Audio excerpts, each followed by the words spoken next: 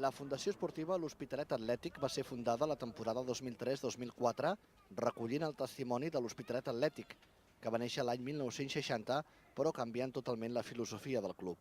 Després de 43 anys amb una estructura piramidal, amb un amateur com a referent, la junta directiva del club varia la política de l'entitat, es deixa davant del primer equip i s'aposta pel futbol de formació. Vam prendre una decisió ja fa uns anys i vam apostar per la formació del futbol base, i vam crear una escola.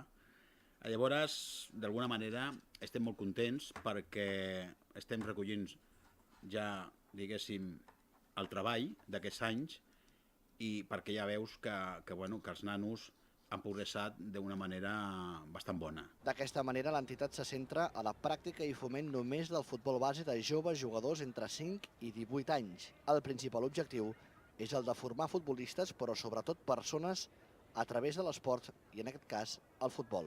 Nosaltres ens basem pràcticament en la transmissió de valors, la formació i el saber estar dintre d'un terreny de joc esportiu. I aquesta és la nostra base.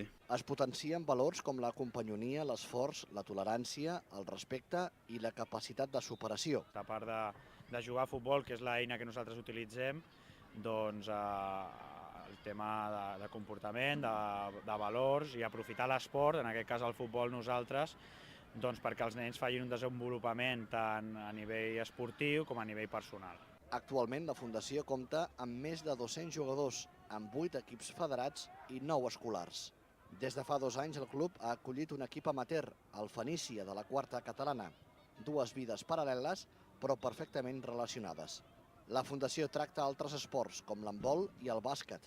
També fa cursos d'iniciació esportiva i classe de reforç per a aquells nens que ho necessitin. Tots els pares saben que és per nosaltres el primer objectiu, quin és el segon, i ells a part ens ajuden, perquè sense la seva ajuda, sense la seva col·laboració i sense el seu enteniment no ho podríem aconseguir. És una cosa tant dels nens, dels entrenadors, coordinadors, tècnics, etc., i pares. Els pares i mares també han d'estar implicats en aquest procés. I a més, des del club, es té molta cura de potenciar totes aquelles iniciatives solidàries per ajudar els desafavorits. Nosaltres, com Fundació, intentem ajudar a la gent amb més problemes, fem cosetes que potser no tenen la divulgació, ni nosaltres pretenem que tingui divulgació, però sí, nosaltres fem alguna coseta més a part del futbol. D'aquesta manera, el club celebra cada 5 de gener la jornada esportiva solidària Un nen, una joguina.